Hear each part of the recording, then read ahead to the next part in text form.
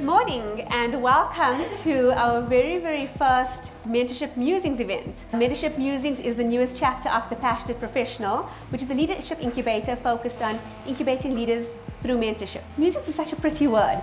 It speaks to inspired conversation. And today, to help us launch our event, we have a very special guest, and that's Pat Mussieux, all the way from Canada. First of all, let me say how excited I am that you were here. Thank you for coming. I want to share with you why I travel the world with my dirt bag. How many of you use these? I need to stand up. I'm French. I can't sit and talk. Typically, we would use them for garbage, for trash. These can be used for other reasons too, like luggage. A number of years ago, when I made a decision and I walked out of my 22-year marriage, this is all I took. For years, 22 years, I became the queen of compromise, putting my husband's dreams ahead of mine, my stepchildren's wishes ahead of mine. And that transferred over into business. I compromised when it came to accepting less than ideal clients, when it came to charging less than what I deserved for my services. I can see the heads nodding. We're in the right room, aren't we? And so one day, I made a decision to take responsibility for my happiness, for my finances, and for my life. I am no different than you. I'm an ordinary woman doing extraordinary things now. I've created a fabulous life. I'm going to give you the 7 steps that I used to recreate this life.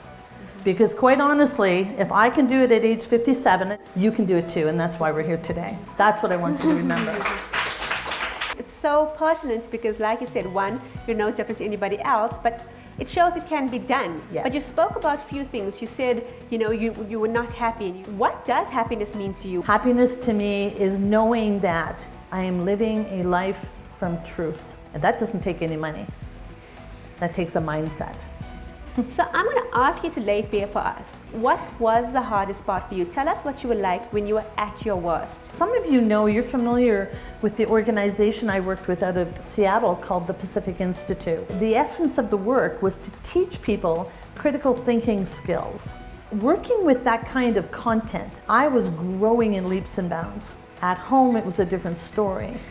I lived with a man who was very negative, very unhappy in his life. And so I would go out on the big stages and I would talk about living the dream and being your best self. And then I would go home to a man who said, "Who do you think you are?" And I realized one day on stage, this is the last time I will give this keynote presentation until I walk my talk.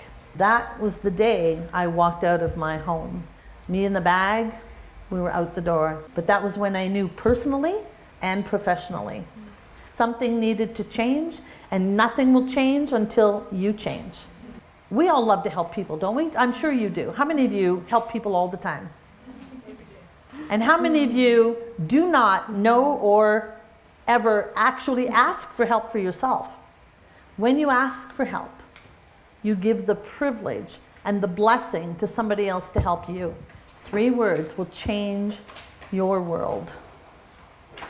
Live in truth. When you live in truth, you will become very comfortable saying no. So I'm glad you mentioned that because I always say no is a transformative word. Can change your and life. no is a sentence. But I think talk us through that. So it's easier said than done, right? So everyone here, No. I can. No, it's not easier said than done. It's a change in thinking. And when you shift your thinking, it must be anchored to a why. There we go. When you learn to live in truth and you learn to show up in truth, you're more fun to be with. So ask yourself the question right now, how much fun are you to live with? Now I'll play a bit of devil's advocate over here. We're living in a world where there's so much emphasis and so much pressure on finding your purpose, finding your passion. What about those people who don't know? They wake up every day and they're trying to figure out what their purpose is. Well, there's a few clues around that. And firstly, I believe that for each and every person, when you wake up in the morning, you know what brings you joy. Look around your house. What books are you reading? What kind of people do you hang around? What kind of movies do you go to? So you have clues all around you. That's your passion. Disconnect and look at your world again. Why wealthy women leaders? I love money. How many of you love money? Oh, come on. How many of you? Come on. Money touches everything. When I relaunched my coaching and speaking business, my first goal was to make a lot of money so I could, in fact, create a philanthropic arm in my business almost right away. Wealth is a mindset, and I'm a mindset expert. So that's where Wealthy Women Leaders comes from. There's a question up here, right? What are the characteristics or traits that make a good leader? I'm going to ask everybody to pull their phones out. You can go to either your browser or Twitter. Answer this in one word and send them through. Start looking at what's coming up, right? So there's strength. The more people who vote for that, the bigger the word will come. Vision. Vision seems to be the biggest there at the moment. Strength is coming through as well. What do you see with that? I'm going to start with vision because it's getting bigger. That word is what compelled me and supported me in leaving my marriage and creating a new life. You need a vision and you need the emotion attached to it. The emotion is what drives your goals. And as a leader, when you have that vision, you must communicate it on a regular and consistent basis with your people. Let's do another one. What are the external barriers that women face when it comes to wealth creation?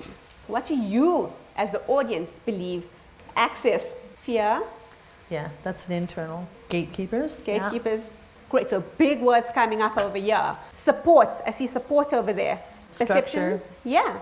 So let's talk about some of those. I want to talk about access because one of the most beautiful things that has happened in the world universally is social media. Mm-hmm. I have had access to the very, very senior people in corporate through LinkedIn.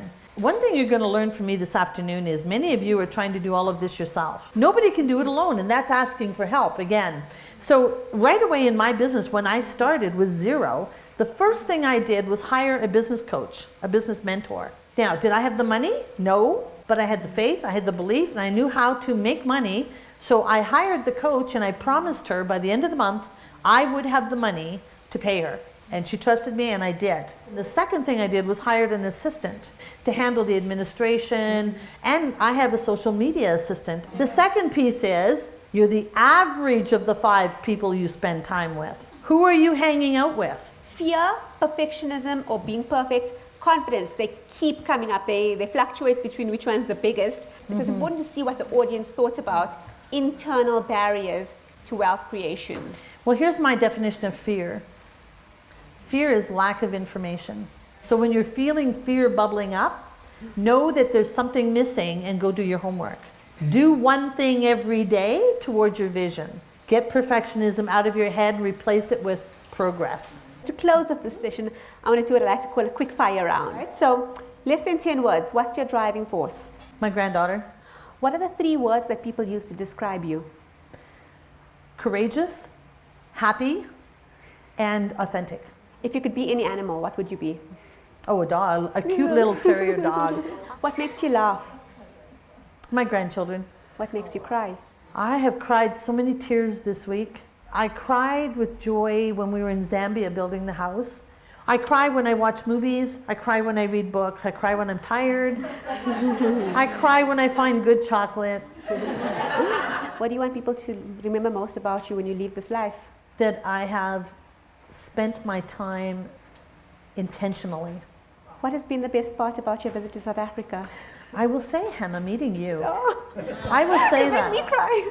You are a shining star. I know it is only by the grace of God that we have met. This is going to go far. It is. When will you be back?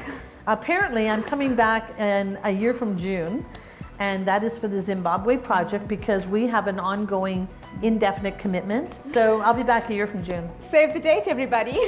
So on that note, thank you so much for this conversation.